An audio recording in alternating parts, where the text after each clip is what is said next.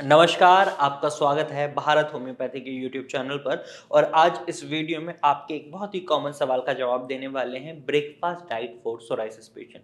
बहुत सोराइसिस के रोगियों के मन में ये सवाल चल रहा होता है कि सुबह के नाश्ते में हम क्या चीज़ें खाएं और क्या चीज़ें नहीं, क्योंकि उन्हें हमेशा ये डर बना रहता है कि कहीं कोई ऐसी चीज़ ना खा लें जिसकी वजह से उनका सोराइसिस एग्रीवेट हो जाए। तो आज की वीडियो आपके लिए बहुत खास रहने वाली है, तो आप इस वीडियो को एंड तक देखिएगा और इस जानकारी का पूरा फायदा उठाइएगा। और साथ ही अगर आप सोराइसिस से पीड़ित हैं तो इस चैनल को जरूर सब्सक्राइब करें, क्योंकि इस चैनल पर हम हर हफ्ते सोराइसिस से संबंधित जानकारी लेकर आते हैं जो आपके लिए बेनिफिशियल हो सकती है। तो चैनल को सब्सक्राइब करना बिल्कुल ना भूलें, साथ ही बेल आइकन को दबा दीजिएगा। चलिए आगे बढ़ते हैं और जानते हैं सोराइसिस के लिए बेस्ट ब्रेकफास्ट डाइट क्या रह सकती है। तो बेस्ट ब्रेकफास्ट डाइट की जब हम बात कर रहे हैं तो इसे बनाने का जो तरीका होता है उसको भी जानना बहुत ज़रूरी है। कुछ मसालों का जानना ज़रूरी है कि ये मसाले हम खा भी सकते हैं या नहीं। तो सबसे पहले जान लेते हैं मसालों के बारे में। सबसे पहले आपको नमक का सेवन नहीं करना है। दूसरा, आपको लाल मिर्च, हरी मिर्च का सेवन नहीं करना है। और आपको गरम मसाले का सेवन नहीं करना है। ये चारों चीज़ें आपके शरीर में गर्मी बनाती हैं, स्वेटिंग हो सकती है, और जब स्वेटिंग होगी, पसीना आएगा और आपके सोराइसिस के पैचेस में लगेगा तो बर्निंग सेंसेशन और खुजली की प्रॉब्लम और बढ़ेगी और सोराइसिस फैल भी सकता है। तो ऐसे में इन मसालों का इस्तेमाल नहीं करना। अब इनकी जगह आप सब्स्टिट्यूट में यूज़ कर सकते हैं। नमक की जगह सेंधा नमक का इस्तेमाल करें, सीमित मात्रा में ही करना है। लाल मिर्च और हरी मिर्च की जगह आप काली मिर्च का इस्तेमाल कर सकते हैं। गरम मसाले की जगह आप जीरे का पाउडर बना सकते हैं, या फिर आप राई का इस्तेमाल कर सकते हैं, हल्दी का भी इस्तेमाल कर सकते हैं। इन मसालों की मदद से आपको अपना ब्रेकफास्ट तैयार करना है।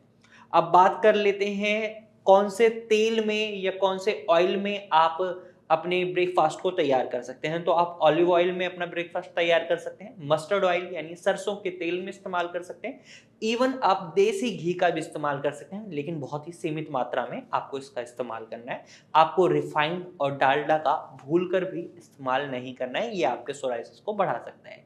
अब आपको मसाले पता चल गए, ऑयल पता चल गया, लेकिन खाना क्या है ये नहीं पता चला। चलिए अब उसको भी जान लेते हैं। तो सबसे पहले आप ओट्स खा सकते हैं। आप स्वीट ओट्स यानी सिंपल ओट्स भी खा सकते हैं, या नमकीन ओट्स बनाना चाहते हैं तो वो भी बना सकते हैं। इसी तरीके से आप दलिया भी खा सकते हैं। लेकिन अगर आपको डायबिटीज है सोराइसिस के साथ तो मीठे ओट्स नहीं खाने हैं।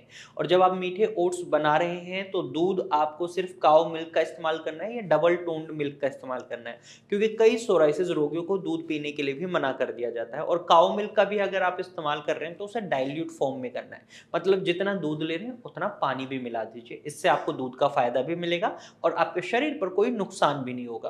तो इस तरीके से आप ओट्स खा सकते हैं, पोहा खा सकते हैं। पोहा बनाते समय बस एक बात का खास ख्याल रखना है कि नींबू का सेवन नहीं करना है, क्योंकि खट्टी चीजें आपके सोराइसिस को बिगाड़ सकती हैं, बढ़ा सकती हैं। अगला फूड आइटम जो आप ऐड ऑन कर सकते हैं वो है चीला। आप वेज चीला बना सकते हैं, स्टफ्ड चीला बना सकते हैं, पराठा भी खा सकते हैं, स्टफ्ड पराठा भी बना सकते हैं। पराठा बनाते समय या चीला बनाते समय जिन सब्जियों की स्टफिंग कर रहे हैं उसका खास ख्याल रखना है। कोशिश करें फाइबर रिच सब्जियों का ही इस्तेमाल करें। कोई ऐसी सब्जी ना ले लें जो आपके पेट में कोलाइटिस या फिर कॉन्स्टिपेशन की प्रॉब्लम स्टार्ट कर दे। और अगर आप सोराइसिस को फेस कर रहे हैं, ऐसे में अगर आप कोलाइटिस को फेस कर रहे हैं या कॉन्स्टिपेशन को फेस कर रहे हैं, तो क्या हो रहा है, आपके शरीर में जो गंदगी है वो स्टोर हो रही है, वो बाहर नहीं निकल पा रही सही से। और ऐसी सिचुएशन में आपका इम्यून सिस्टम और ज़्यादा ट्रिगर कर सकता है। तो ये गलती नहीं करनी है।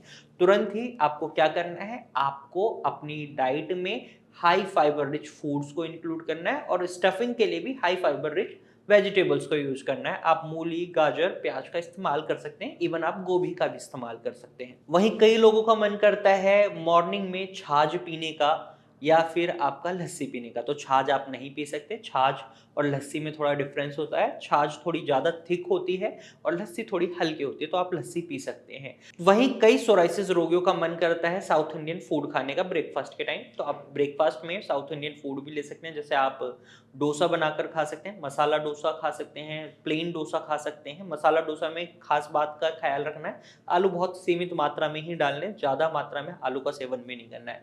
वहीं प्लेन डोसा खा सकते हैं आप इडली बनाकर खा सकते हैं, रवे की इडली खा सकते हैं, नॉर्मल चावल की इडली खा सकते हैं, आप मेदू वड़ा भी खा सकते हैं, और इसके साथ साथ आप उपमा बनाकर खा सकते हैं। खास बात का ख्याल ये रखना है कि खट्टी चीज़ों का इस्तेमाल नहीं करना। जैसे मसाला डोसा आप खाते हैं या इडली खाते हैं तो उसके साथ जो सांभर होता है ना, उसमें खट्टी चीज़ें बहुत होती हैं।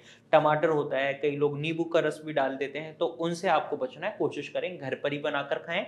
बाहर की मार्केट में आप जाएँगे तो आपको ये चीज़ें पर्सनल मॉडिफ़िकेशन मिलना थोड़ा मुश्किल हो जाता है, तो घर पर बनाकर आप इसे भी खा सकते हैं। इसके बाद मसालों को कम ही मात्रा में इंटेक करना है। अब कई लोगों के मन में एक सवाल ये भी रहता है ब्रेकफ़ास्ट के समय कि क्या वो फ्रूट्स खा सकते हैं? तो आप सेब, अनार, अमरूद, केला इस तरीके के फ्रूट्स खा सकते हैं, ये आपके लिए बेनिफिशियल है। वहीं अगर आप सुबह-सुबह मीठा खाना पसंद करते हैं तो आप खीर बनाकर खा सकते हैं, रवे की खीर खा सकते हैं, आप सूजी का हलवा बनाकर खा सकते हैं, आटे का हलवा बनाकर खा सकते हैं। तो मुझे उम्मीद है आज इस वीडियो में जो मैंने आपको ब्रेकफ़ास्ट डाइट के बारे में बताया है, ये आप अप्लाई करेंगे एक प्रॉपर ट्रीटमेंट के साथ तो आप डेफ़िनिटली बहुत अच्छे रिज़ल्ट्स देखेंगे। और इसी तरीके से इस चैनल पर मैं आगे आने वाले समय में लंच डाइट और डिनर डाइट भी बताने वाला हूँ, तो हमारे चैनल को सब्सक्राइब कर लीजिएगा। और अगर आप सोराइसिस से सफ़र कर रहे हैं, तो आप भारत होम्योपैथी के डॉक्टर की टीम से कंसल्ट कर सकते हैं। आप स्क्रीन पर दिए गए नंबर पर कॉल कर सकते हैं और भारत होम्योपैथी के डॉक्टर की टीम से एडवाइस ले सकते हैं। इसी नंबर पर आप अपने सोराइसिस पैचेस की फोटोज क्लिक कर व्हाट्सएप भी कर सकते हैं। हमारे डॉक्टर की टीम खुद आपसे कांटेक्ट करेगी और आपको एक प्रॉपर एडवाइस देगी। तो फिर मिलेंगे एक नई वीडियो के साथ, तब तक के लिए धन्यवाद।